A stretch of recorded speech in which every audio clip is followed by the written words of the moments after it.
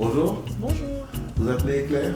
Votre nom de famille c'est Koublamé, vous venez de Balou, Ah oui. à Cossan. Vous avez joué dans le film Sexté. Oui. Pourquoi? Parce que je suis une jeune fille et pour nous les filles, atteindre la période de maturité en passant par l'adolescence, on a tendance à faire des erreurs qui nous rattrapent pas dans notre futur et puis ça a des impacts. Il y a des gens qui arrivent à s'en sortir et puis il y a d'autres qui malheureusement ça ne passe pas comme tout le monde. Dans la vraie vie, vous êtes ami avec Maëva. Oui, dans la vraie vie on est très proches. Qu'apporte ce rôle dans le déroulement de l'histoire? Jeanne est cette jeune fille qui est le miroir de Maëva, si je peux le dire comme ça. C'est celle qui arrive à la comprendre, à l'écouter, sans toutefois la juger. C'est comme une conseillère. Vous avez un parcours impressionnant, déjà dans le mannequinat, Miss Campus, Miss Supranationale, Miss Beauté Togo. Vous avez fait tout le tour, sauf Miss Togo. Pourquoi? J'ai déjà fait le tour à Miss Togo aussi, j'étais finaliste en 2024. Et bon, c'est un peu ça. Qu'est-ce qui s'est pas bien passé? Tout s'est bien passé. Jusqu'à la fin, il va falloir qu'on ait une tête couronnée. Donc le choix ne s'est pas porté sur moi. Et je sais qu'on a tout mérité. On va refaire ça cette année? Non, bon, pour le moment, je suis sur mes études, comme je suis en droit aussi. Et si vous font appel que vous avez manqué J'irai. D'accord. On appelle M. Baka après l'interview. On essaie de voir comment ça va se passer. Ok. Alors, qu'est-ce qui vous attire dans le cinéma, puisque vous êtes passé sur tous les podiums, vous avez été mannequin, qu'est-ce qui vous a attiré dans le cinéma?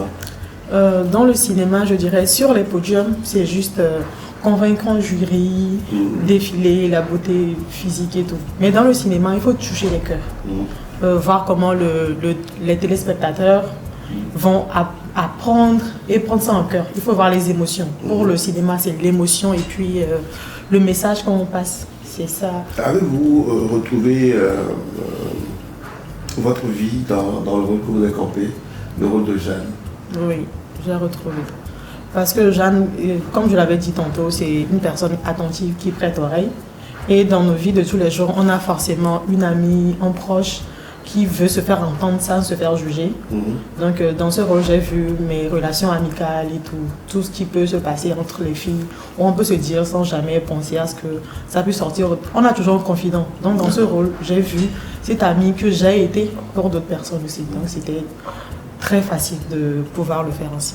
À votre avis, pourquoi les gens veulent être écoutés sans être jugés Je dirais parce que l'écoute, c'est plus difficile que d'être jugé, de juger quelqu'un par exemple.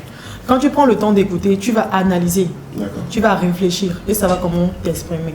Mais quand tu écoutes dans l'intention de juger quelqu'un, tu as beaucoup de points clés qu'on évite, qu'on n'écoute pas. Beaucoup de personnes veulent juste se faire entendre sans se faire juger. Là, si tu écoutes, il aura cette facilité de revenir vers toi à chaque fois quand il aura des difficultés. Et c'est là, quand la confiance s'installe, tu pourrais la conseiller, mais pas la juger. Quelle est la situation la plus compliquée qu'un ami ou une amie vous ait raconté et que,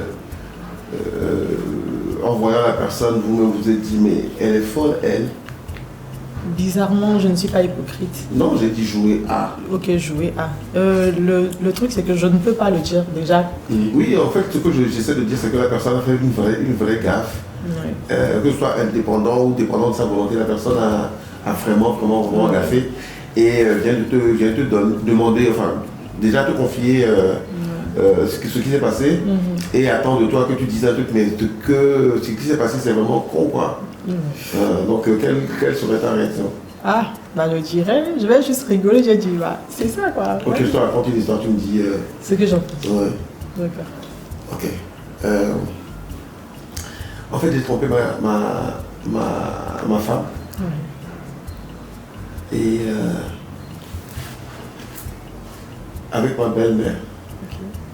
Et je me demande comment faire pour dire ça à mon beau-père. Donc, ce que moi je peux dire, c'est que tant que tu es conscient que ce que tu as fait, c'est pas bien, et si tu es bien attaché à ta femme, tu n'aimerais pas que la... Non, en fait, je veux partir avec... avec ta belle-mère. Oui, c'est pourquoi je voulais le dire... à ton beau-père. Ce que moi je peux dire, si tu l'aimes, fuis avec elle. D'accord. Ne dis à personne, fuis. Ah, c'est l'ami Jeanne, ça. Oui, fuis. Pas besoin de dire à qui que ce soit. Merci beaucoup. C'est ce genre de conseils que vous donnez dans le film, je dois regarder. Alors, comment s'est passée la complicité avec Maëva? Déjà, quand on a lu le scénario et tout, la complicité, ça s'est déjà créé. Déjà de base, quand on est proche, pas proche de trop, mais déjà dans le scénario, on est proche et dans la vraie vie, on s'écoute, on se comprend. Donc, ça s'est fait de façon facile. La complicité s'est créée et on s'est vu en amis, en sœurs. Donc, c'est un peu comme ça. Quelle est la scène qui t'a le plus touché? La scène qui m'a le plus touchée, je dirais, c'est la partie où elle s'était un peu perdue après avoir appuyé son ex-copain. Et bon, on s'est retrouvés dans les escaliers. J'étais en train d'essayer de lui remonter le moral. Et je l'ai pris dans mes bras. Cette scène, ça m'a un peu touchée. Tu vois un peu la copine faible et puis celle qui a envie d'aider mais qui n'arrive pas. Ça m'a plus touchée. Tu l'as trouvée, elle, très bonne dans son jeu d'acteur? Impeccable. Impeccable. Pour un premier film? Oui. Ça va faire un carton? Ça va faire un carton. Vous étudiez le droit. Est-ce que votre formation influence votre vision du cinéma, justice, responsabilité, messages sociaux, etc.? Bon, je ne dirais pas que ça influence en tant que tel, parce que dans le cinéma, il faut vivre, il faut transmettre. Mais dans le droit, il faut écouter, analyser, juger, condamner, appliquer. Mais si on arrive à jubiler cette demande, le monde de la justice, qui ça prévient aussi, ça vous dit, on ne fait pas ça, on fait ça. Et si on met ça dans le cinéma, vous savez ce qu'il faut faire, ce qu'il ne faut pas faire.